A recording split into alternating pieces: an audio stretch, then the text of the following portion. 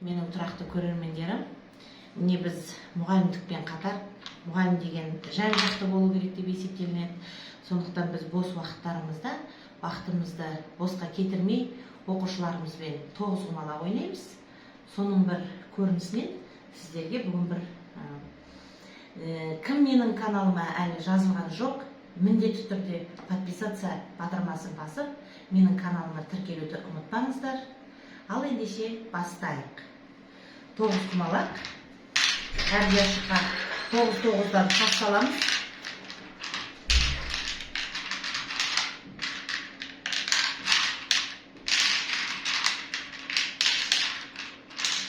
Тоғызқұмалақ дегенді өздеріңіз білесіздер, Абай атамыз жақсы ойнаған. Ол кезде мынандай арнайы тастар болмаған, өздеріңіз білесіздер. Қойдың құмалағынан алып, ағаштан яшықтар жасап, осы тоғызқұмалақ ойын ойнаған. Енді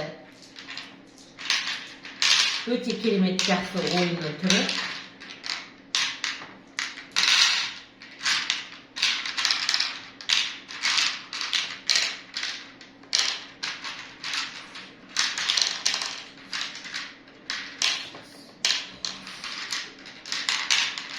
Бос уақытымызда біз үйде де балаларымызбен ойнаймыз.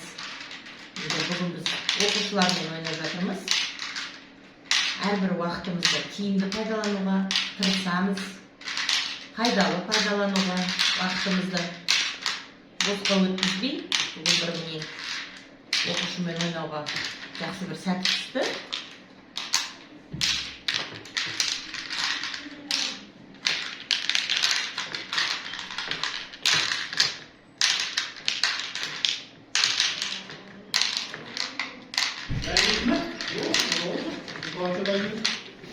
Almana var. Тоғыз болды ма? Жоқ, басқа жоқ. Міне енді кімдікі жетпей тұр, біреуміздікі жетпей тұр. Біреуміздікі жетпей тұр. Жетіп тұрмайды, мынау артық па?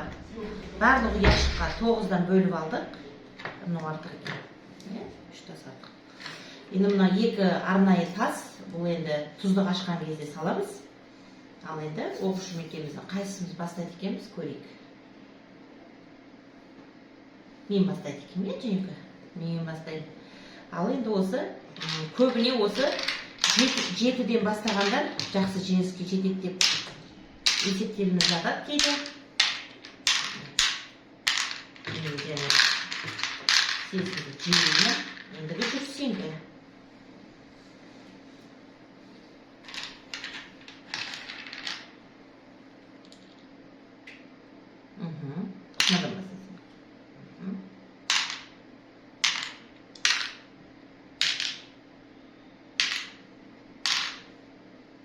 Сендер үйде ойнайсыңдар ма? Сен жейсің.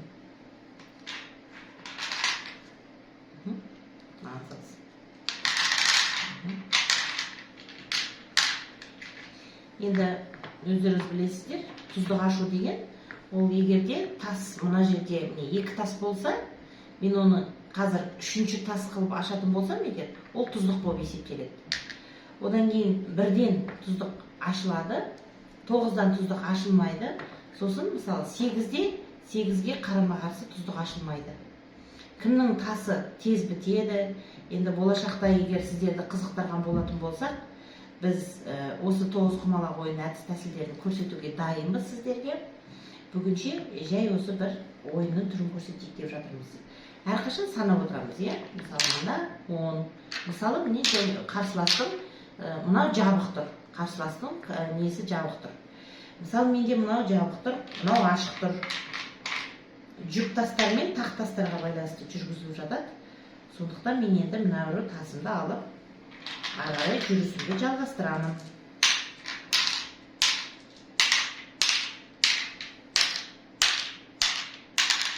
Ал енді оқушының несі келді, кезегі.